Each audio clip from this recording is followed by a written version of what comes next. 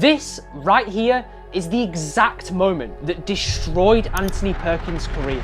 Yes, after spending decades working his way from the stage to the big screen, Perkins had finally become the face of Hollywood, acting as Norman Bates. Except, not only would this role end up destroying his career, but it would tragically ruin Anthony's whole life. But how did Tony end up this successful as Norman Bates in the first place? And why did the role of a lifetime end up dismantling what should have been a long and diverse Hollywood career? Well, to find out, we have to go back to the 1930s in New York, where a young Anthony was instantly faced with a major problem. You see, his mother Jeanette, despite her best efforts to keep Perkins' childhood stable, sadly lacked support from his father. But this wasn't your typical family dynamic.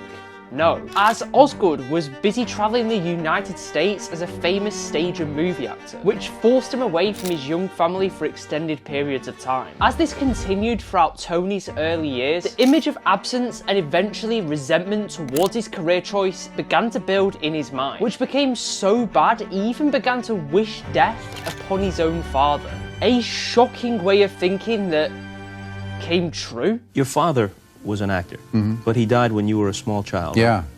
How old were you when he passed away? 5. How much of him can you remember?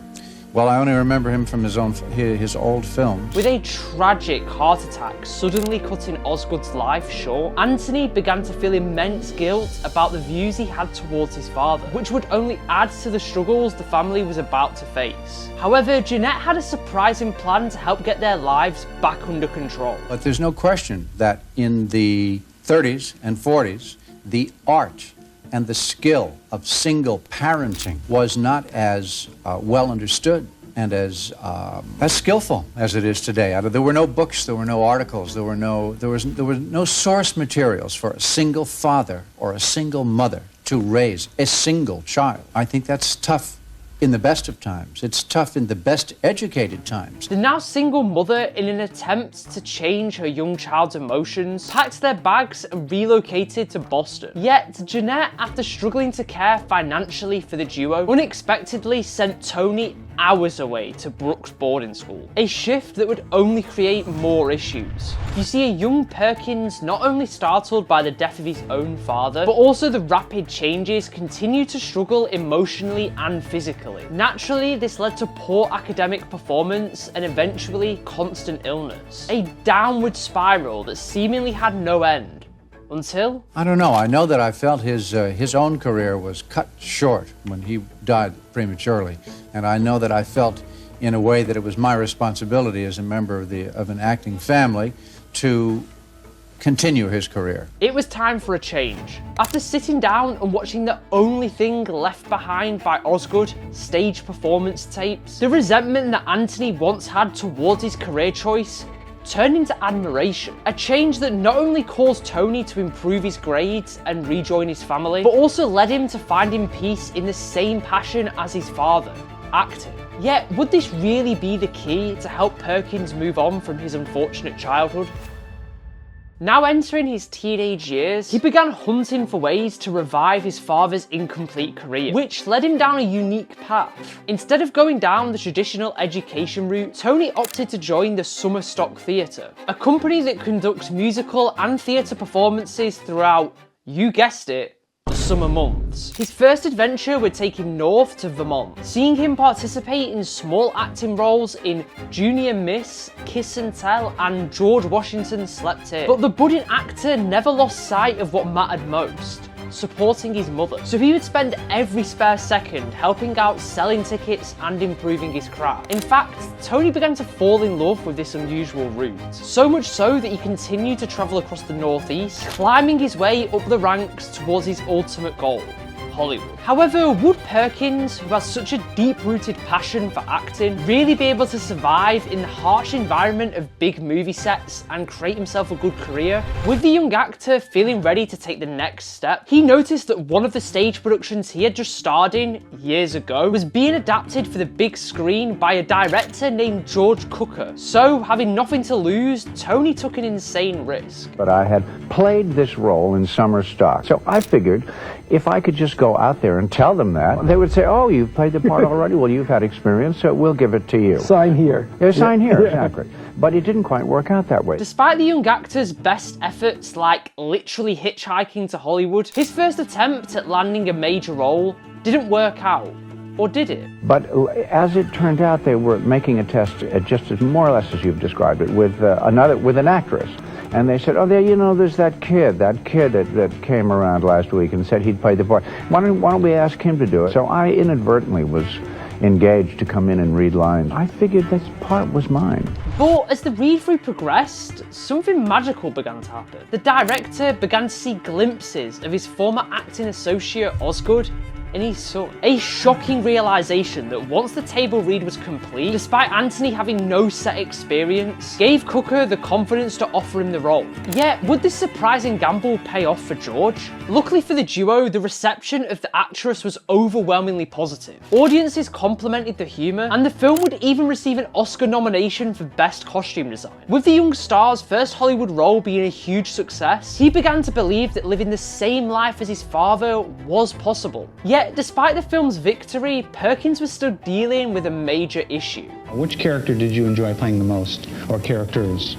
Perhaps the stage characters that I've done, because you spend so much more time getting to know them. After his first experience working under the pressure of a movie set, the actress star realised that his true passion was what he spent years working on at summer stock, performing on stage, not in front of a camera. Because of this, Anthony shifted towards Broadway, yet it would only be a matter of time before the young entertainer's talent was picked up once again by the big leagues. You made Friendly Persuasion. Friendly Persuasion, you'd really be churlish to find an enormous amount of fault with that. That's just one of those films which lives on. So I'm grateful for that film. Talent scouts from Paramount Studio have been sent on an important mission: locate the next big Hollywood star. And within minutes of watching Perkins' performance, they were instantly hooked. And fortunately for the budding star, a lead role in a new project called Friendly Persuasion had just opened up. A chance that Tony had to take. Despite some hesitation due to his resentment of film production. Pictures aren't frightening to me. They just aren't. They take too long, they're too technical, there's too much waiting around, there's too much dead space, there's too much chit-chatting with the crew, there's too much being touched up by the makeup people. The Broadway star seeing this as the opportunity to propel his career to near equal to that of his father's, and after a successful audition, accepted and resumed his journey through Hollywood. A choice that would change Tony's life and career forever. The quality which I portrayed in the character in Friendly Persuasion, which was my first big picture and the one that opened up a lot of doors for me professionally. I think it probably gave them the idea. I don't think they just started one day and said, well, let's make a star, and pick me out of a photograph. Because after battling his lack of on-set experience, the Friendly Persuasion star would not only be nominated for a Golden Globe, but also an Oscar. But because his performance was so good, this wasn't even close to the end of Perkins' success. No. And he has a $15 million price tag. That's what Paramount Pictures has invested to make him our next Clark Gable or Gary Cooper. As a $15 million, 7-year, semi-exclusive contract with Paramount was placed right in front of the young star, and all he needed to do was put pen to paper. This was exactly what he'd been working towards, not only matching but surpassing his father's ambitions. So he signed the dotted line. However, with the deal limiting the types of roles the millionaire star could be casting and potentially destroying his Broadway career, was this really the answer? Would it allow Perkins to move from nominations to actually winning awards? Like how you could stay winning if you subscribe. Thank you. With the young star's new contract in full swing, getting piloting roles was easy. Anthony was now known as that guy when it came to casting a young and handsome male in a lead role for a romantic movie. Sort of like the Timothée Chalamet of the 1950s. However, becoming ultra famous wasn't the main thing that Tony was looking for. By now, the blockbuster star had spent the last half a decade front-running films like Fear Strikes Out, Desire Under Elms, and Green Mansions. Yet, Tony's last Oscar nomination was still for his performance in Friendly Persuasion. Perkins was now desperate to win a major individual award, but this was seemingly out of the star's control. It was much bigger than that. Well, of course, the tragedy of that was all 5 pictures were lousy. These days, with picture making and picture grosses and investing being the way it is, you have to take, or Hollywood must take, a slightly more hard-headed attitude towards the making of pictures and the building of stars. Today, not every quality picture will sell. She said, once you're famous, people try to use you. Have you found that to be true, too? Yes, I have. A shift in the American filmmaking world, coupled with the typecasting created by his contract, began to frustrate Anthony. Years ago, acting seemed so simple when he would watch back the tapes his father had left behind. So would Anthony be able to break through these limitations, rekindle the passion he developed for acting through his father, and continue to move his career forward? How would you define the Tony Perkins persona?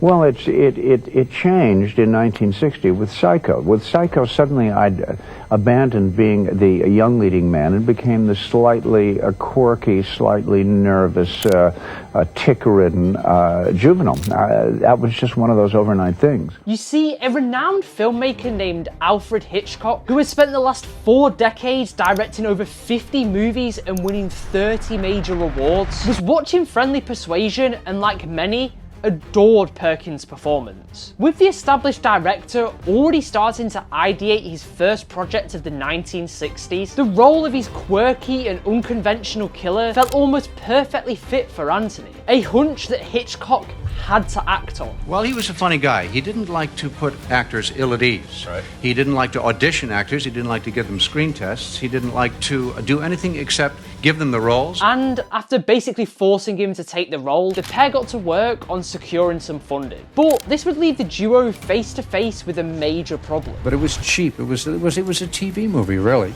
It was Hitchcock's bet. Paramount, seeing that this twisted horror project was too dissimilar to what Tony was contracted for, only allowed Hitchcock a budget of $800,000, far less than even the lousy films the blockbuster star had been working on at the time. So would Alfred be able to use his experience alongside Anthony's natural talent to destroy the major studio's expectations and create the next great horror film? He had a reputation for being a dictator who told the actors exactly what to do without giving them any reasons. I found him to be a wonderful co-worker. Really? Yeah. As production progressed, Tony found himself in a position he had never been in before. He was actually enjoying working on a film. This was down to Alfred's unique directing style, which was also helping ensure the film was almost guaranteed to be a success. The most famous scene, the scene in the shower. Norman doesn't appear in that scene. That was done with doubles. And the silhouette of the murdering mother that comes into the shower room in that scene is very, very different from mine. So in a way, at that point, he may have just decided that he was just too fearful to give the show away. So I wasn't in that scene at all. So would this low-budget masterpiece be the key to restarting Anthony's stagnant career? Or would it only add to the collection of low-quality movies that the star was starting to become known for? In other words, in a few years, you may very well be the biggest motion picture star in the world. How does that make you feel? Well, that question is quite staggering in itself. I've never been asked it before, and I don't have a proper answer for it. Would you step over here for a second?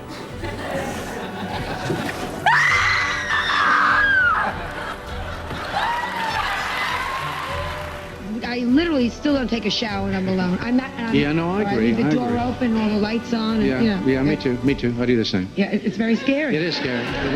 Psycho wasn't just a success. No, it was a literal anomaly. The blockbuster grossed over $14 million on its opening weekend and ended its box office with over $50 million worldwide. Not only that, but it ultimately became the second most successful film released in 1960 and Paramount's biggest success at the time. To really put this into perspective, Avengers Endgame, one of the most successful box office films of all time, grossed around $1.2 billion worldwide. Psycho, with the money adjusted to match modern inflation, with literally half the amount of people on the planet, grossed nearly half of that with a 40 times smaller budget. Insane. Yet, it wasn't just the numbers saying that this movie was going to be the next big thing, as cinema goers were also encapsulated by it. Even with the gruesome and witty nature of the horror, audiences loved the realism, so much so that they would even laugh at points. The audience laughed so hard.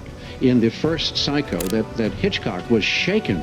It was the first time that he had ever been second-guessed by an audience. Tony was now in true stardom. The Psycho star had now far surpassed the dream of merely matching the career of Osgood. And finally, with another successful project under his belt, there was no reason to slow down. However, little did Perkins know, this would become the biggest, most crucial moment of his career for literally all the wrong reasons. Well, if you're the #1 star, you can't go anywhere except to be the #2 star. And as so many reviews have said about Psycho, it was too good. The part was too well written. The performance was too well directed by Hitchcock, and I think it left a lasting impression on moviegoers who were more interested in seeing me in roles like that than in anything else. Just a year removed from his world-shattering performance of Norman Bates, Perkins has ended his Paramount contract and is currently packing his bags to take an interesting move to Europe. At this time, the international movie scene was far less developed than Hollywood. Therefore, this seemed like a pretty good way to intentionally ruin your career. So why did he do it? You see, due to American audiences spending literally every interaction with the star only speaking about his performance in Psycho, he was finding it difficult to detach himself from the character of Norman Bates. To make matters worse, due to the blockbuster's insane profits, Paramount began to only offer Tony roles that were, well, Norman, but with slightly different angles. Typical Hollywood typecasting.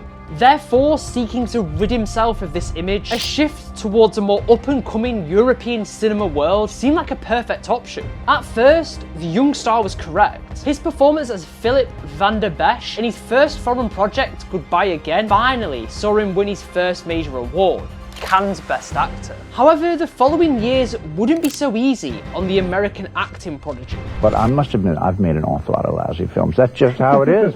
I mean, it just worked out that way. After piloting projects like Pedra and The Trial, Perkins began to realise how truly behind the European film scene was compared to Hollywood. As with smaller budgets, less established crew and cast, and a smaller chance of winning awards, the Psycho star was even more relied upon to play the same role across all of his films. Tony, desperate to free himself of the typecasting in either America or now Europe, decided to take an insane gamble.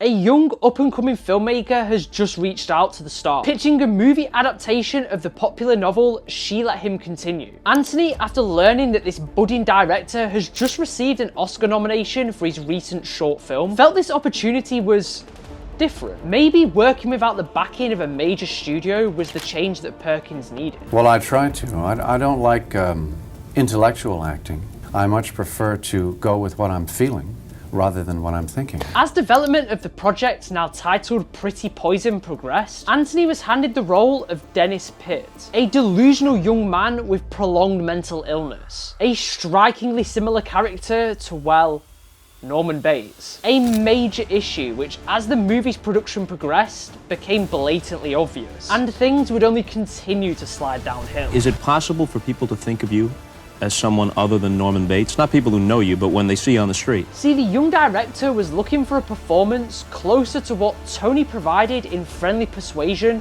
rather than Psycho, leading to arguing and eventually fighting between the cast and crew. Yet with limited budget and a tight timescale, the group had no choice other than to complete the film. So would Tony, playing a role so similar to Norman Bates in his first project back on the American big screen, revive or completely destroy his already fragile career? Pretty Poison has just reached the box office, and despite issues with, well, everything, the film has surprisingly completely flopped. So badly, in fact, that the initial reception of around $2 million wasn't even enough to cover the rental costs required to shoot the film. However, by this point, Anthony was used to being the main star in poorly performing movies. So it wasn't this that bothered him. Something else did. I think the image I have in the public's eye is pretty strong from the films that I play. So I do as many shows like this as I can to sort of demonstrate that there's another side of me as well. But I don't think I could ever change the image that I have. Sadly, initial suspicions proved correct, as not only did viewers notice the striking resemblance between Dennis and Norman, so did the American movie studios. This left Anthony flooded with offers to audition for roles he couldn't accept. Remember, Perkins was typecast from the get-go in Hollywood because of his limiting contract, and he managed to break free from it with Norman Bates. So why was the star not allowed to escape again? The answer would sadly define the rest of his career. Yes, not accepting these trials forced the Pretty Poison star into support role after support role after support role throughout the 1970s. Even an attempted shift back to Broadway ended with no success. Nothing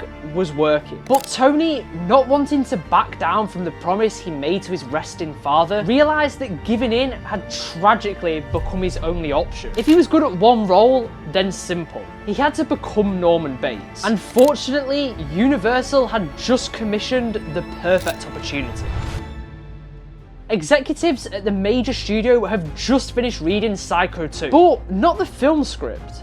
No, the book that just spent hundreds of pages mocking the Hollywood slasher-style horror. Appalled by this, Universal commissioned a more fitting sequel to be made for the big screen. And obviously, there was only one man fit to play the role of Norman Bates. Well, it wasn't on my mind before it occurred to a couple of guys who wrote and more or less unsolicited script called The Return of Norman Bates. And I think the instrumental in encouraging Universal to make their own version. And Anthony, completely destroyed by decades of ultimately ruining his career by resenting his fate, only had one option: accept the role. I used to take it hard, but then I decided that the image and me were two different things. A mindset shift that, after actually reading the script, seemed to be the correct choice. To the surprise of Perkins, Bates' character had been written differently, in a way that resonated more with the real Tony. However, over 20 years have now passed since the original, and the blockbuster star hadn't faced a performance as important as this in years. So would the sequel be even remotely as good as the original? But I don't think it in any way tarnishes the first one. Psycho 2 was, of course, a major success, debuting second at the US box office and grossing over $34 million worldwide. While some were praising the fresh perspective this new Norman Bates had, the vast majority only saw the original character. They talk about the two Psycho films, there's no question about it. But when they see me, when they spot me in a hotel lobby or an elevator, they usually come towards me rather than say, oh, there's Norman Bates. They usually say, oh, let's tell him our Psycho story. I hear people's Psycho anecdotes. I heard a couple today from people in the elevator at the hotel room. Anthony's thought process was now clear. He was only going to play characters similar to or Norman Bates himself in front of the camera. So much so that over the following couple of years, he would star in just one movie, Crimes of Passion, where, guess what? He played a character exactly like Norman Bates. Yet, the Psycho star still wanted to prove to the world that he was a gifted creator. And it would be one day while speaking to his wife that the couple had an insane idea. Well, here you are in Dallas to help promote and kick off Psycho 3, which you directed, and that's your directing debut. Tony's wife, Berry, had suggested that if he not only acted, but also directed Psycho 3, it might open viewers up to the real man behind the character. Although by this point, the established star had already accepted his fate when it came to acting, he saw a very small glimmer of hope from inspiring the next generation of filmmakers from behind the camera. So Perkins decided to run with the idea. However, directing wouldn't come without its own set of issues. The daily problems that a fledgling untried movie director will experience every day. You have your list of things which you feel will be those that will be asked of you and problems that you're prepared to solve, but those never come up during the day. It's always another bunch of problems that you never realized that you would have to even consider. But the now budding director would use his experience working with the legendary Hitchcock to give Psycho 3 the same feel as the original. And ultimately, like the first two, the third was a resounding success. Yet, spending the last few years working as Norman Bates had changed Tony. The more I resisted and the more I backed off of people having these reminiscences, the more they came away from the encounter saying, well, the guy's just like Norman Bates. However, Perkins held true to what he knew mattered most, the career gifted to him by his late father. And the fact that I'm still working, still alive, and still productive means more to me than anything. AIDS has taken the life of actor Anthony Perkins. He died Saturday at his Los Angeles home. Tony decided to hide his AIDS diagnosis for over 2 years by using fake identities to hide his hospital visits while filming Psycho 4 and other projects throughout the early 1990s. But eventually, on September 12, 1992, his body gave up on him. His urn would be inscribed with the words, "Don't fence me in." A frightening reminder that although Perkins managed to live what his father never got the chance to, that Hollywood is brutal, and one role that is too good can truly ruin an actor's life. Also, did you know that Anthony wasn't the only star to go ahead and direct a movie they were also acting in? Bradley Cooper tried to do the same thing with A Star Is Born. And if you want to learn how that went, click the video on your screen right now.